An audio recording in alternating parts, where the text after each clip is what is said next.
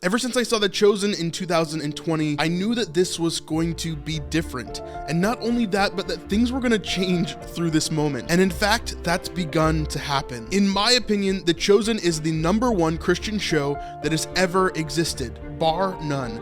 And this is because of the cinematography, the storytelling, especially the writing.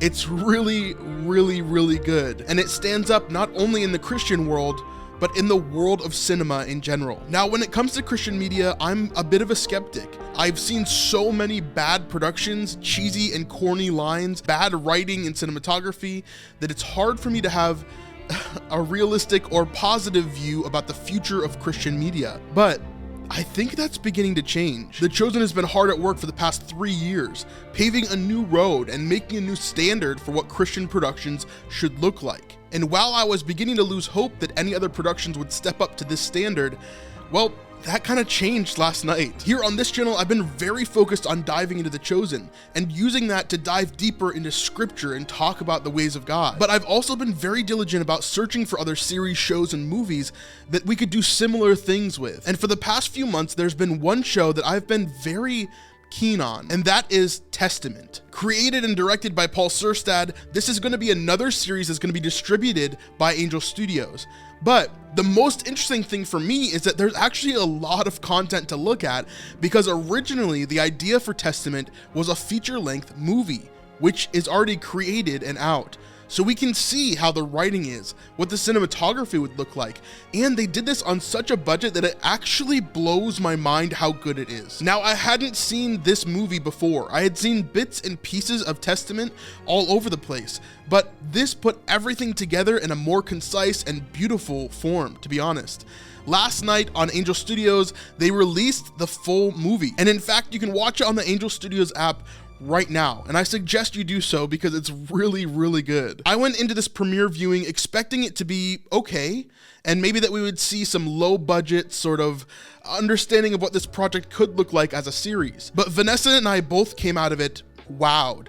Actually, it's really, really good. Not just the cinematography, but the writing itself, which is what I'm most focused on.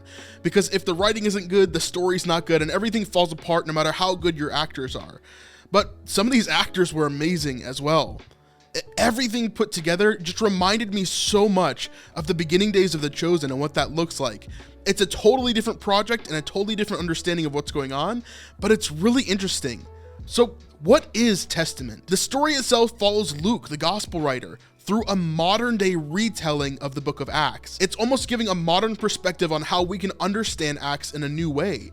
In the feature-length film itself, they actually take several of Jesus's parables, and they have people that he interacted with, such as Mary Magdalene, or his brother James, or other disciples, retell these stories.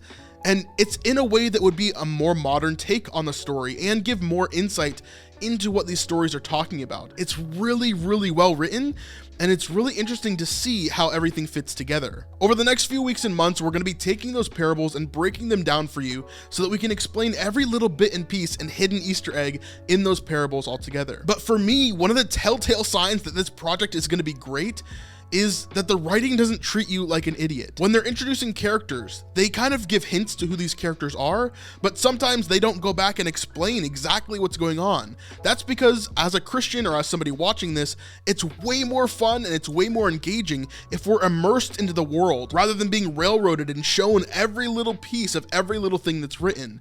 We're not stupid. As watchers of a program, we listen, we watch, we pay attention, and especially as Christians who have read their Bibles, we know kind of who these characters are and what's going on, even if it is a modern retelling of the stories. In the feature-length film, we follow Luke as he's kind of going out and he's just now getting into this world of the apostles and everything that's happening underground in this Christian realm. They're running away from temple guards and Roman soldiers so that they can stay hidden and so the church isn't destroyed and found out. The movie overall has more of a feel of a UK drama like Sherlock Holmes or even a little bit like Doctor Who.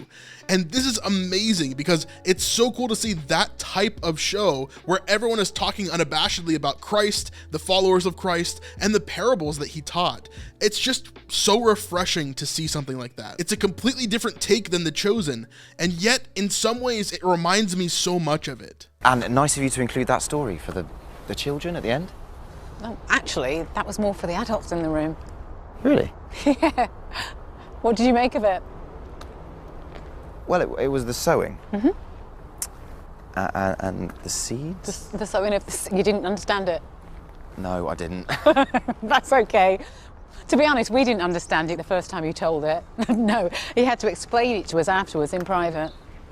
So wait, Jesus would tell this story to everyone? It really looks like Paul has done an amazing job to speak with experts, talk to different leaders in the church, and to really dive deep into what the historical context would have been for these people, but then flip it into a modern take on that. As you can see from this video, I'm really excited about the prospect of this series.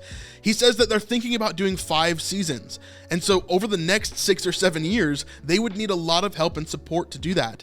And fundraising isn't even open yet. But if this sounds interesting to you, I would keep your eyes open because they're going to be doing an investment round just like they did with The Chosen. Imagine if you could get into that investment round of The Chosen that was very early on and be part of that inner circle.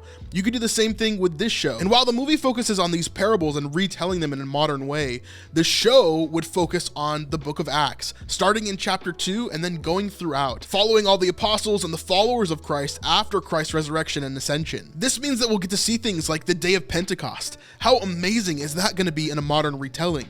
And we get to see the early journeys of Paul and Barnabas and Silas. Man, there's so many cool characters that could be lumped into this. The brother of Jesus, James, or Jude, and a lot of other things that could come up. But here's the most important thing for me. While watching the feature film last night, me and Vanessa both had the urge to open our Bibles, to reread these parables, and to really see what was happening here. Because the movie, like I said, it doesn't spell out everything exactly for you.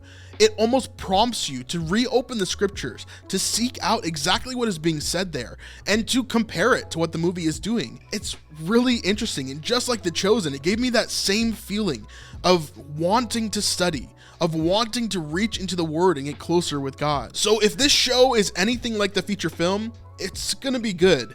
And I promise you we'll cover it all on this channel. But I hope this is just the beginning for Christian media, for Christian content creation, for Christian films and series. I want to see more like this because God is the most creative being who has ever existed, period, bar none, right? And we are his children.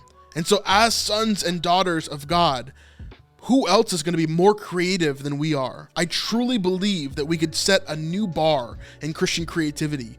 And I want to be a part of that, don't you? Paul or anyone from the Testament team that wants to reach out, our email is in the description below, so feel free to reach out anytime. We'd love to talk to you about what this series is actually going to look like, or any way that we could help on this channel. If you want to support us on this channel, you can always join our Patreon by going to patreon.com/thesnipelife. This is a huge, massive help to us on this channel, and if you want to continue to see us making content like this, then that's the best way to help support us.